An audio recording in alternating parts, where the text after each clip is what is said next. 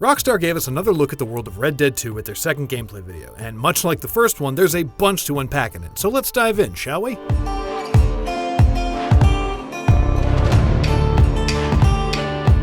We'll start right at the beginning. In these first few shots, we see moments reminiscent of what we saw in our most recent demos, fighting on trains and raiding enemy camps, but what Rockstar is really focusing on here is how these moments transition seamlessly from cutscenes into gameplay. While the concept itself isn't brand new, Rockstar is, as ever, working hard to present the best version of the idea yet. I think the prime example of this is this one, where Arthur shoots an attacker off of his ally, and this is a character that I don't think we've met yet. What would typically be met with a fade or a break of some kind just instantly shifts from action to narrative. This sequence is likely just a break in the action, but others, like this moment outside the cabin, which was part of the demo we played recently, led into lengthy cutscenes and story development. I'm curious to see how the effect is used throughout the length of the game, and what other sorts of clever transition points we'll run into. Moving on, this moment as Arthur slides off a roof looks similar to the setup we saw a few seconds ago. Whether this is a separate sequence or just one that can take place at varying times of day is unknown, but that exploding derrick looks like the one that you briefly see in the daylight but from a different angle. This sequence with the train we actually saw in our demo as well, and while this train heist was a proper mission, you'll also be able to hijack trains while roaming the world. The same goes for banks like we see next, though I'd guess what we see here is also a mission and not a spur-of-the-moment holdup like the shopkeeper or the carriage that we see a bit later on.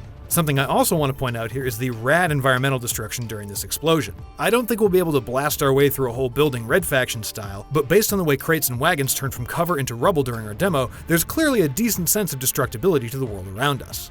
Next up, this wagon ride with Karen, Tilly, and Mary Beth was part of a mission that we got to play through as well. Though if Arthur's dance with Susan later on is any indication, social interactions with the gang will be pickup activities too. Jumping ahead a bit, I think the most interesting part of this shot is that there's actually somebody in the bed behind Arthur. He doesn't look like he's been shot, so it seems like Arthur is able to burgle people's houses with them in it, just so long as he does it very quietly. In the next shot, the narrator mentions loan sharking, and I'm not sure whether this is a mission or a side activity, and I think that's kind of the point.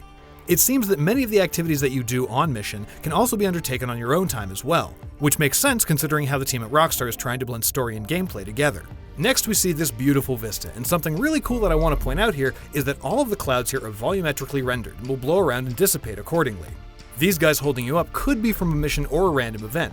During our play session I found myself running afoul of a bunch of various lowlives and highwaymen. We also get a good look at some other gangs in the next few shots, not really sure who this guy in the very handsome jacket is, odds are he's probably a leader or lieutenant of another rival gang, but I think it's interesting that the location we see this poor sap in looks far more western than any of the areas we've seen so far, and not just because of the banditos either.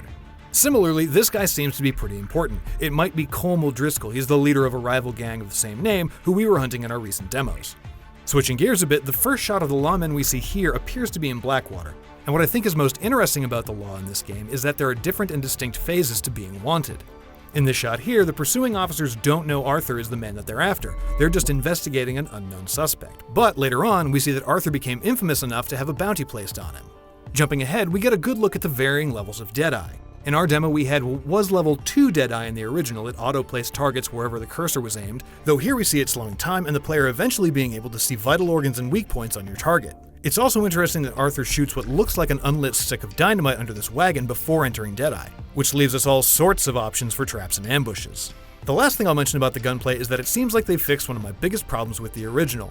You can use only one bullet to end a duel. Also, this grisly kill cam we see here is likely to be the result of this player's honor being on the low end.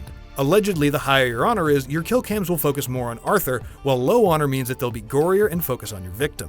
Moving along, based on the cable car tracks here, I'll bet this city is Saint Denis, the Red Dead allegory for New Orleans. And we can see on the water tower here that this is the way out of the town of Rhodes, another of the prairie towns in a region known as the Scarlet Meadows.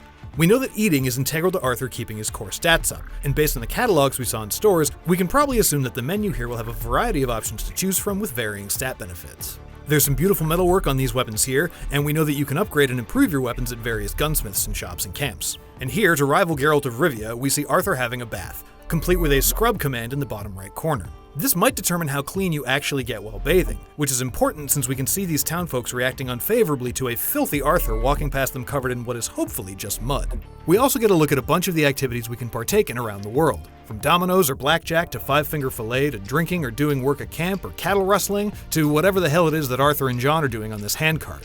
I think the important thing to pay attention to here are the UI indicators, namely that it seems like money will be doled out and spent in much smaller amounts than we may be used to, but also that we can boo people at the theater. The last big thing touted in this video are the first-person and cinematic cameras. We've seen both in action, and while the cinematic cam looks gorgeous and makes your longer rides between towns more interesting, to me the first person is the more intriguing of the two. I don't know if I'll use it all the time, especially since the aiming here makes it look like it'll require the two-step iron sighting like in GTA 5, but I'll definitely be using it to check out the fine details of this big, beautiful world up close and personal. Because as Dutch says, this world has its consolation. For more on Red Dead Redemption 2, check out our team's thoughts from their hands-on play sessions, or have a look at every little detail you might have missed in the last gameplay video. For everything else Red, Dead, or redeeming, stick around on IGN.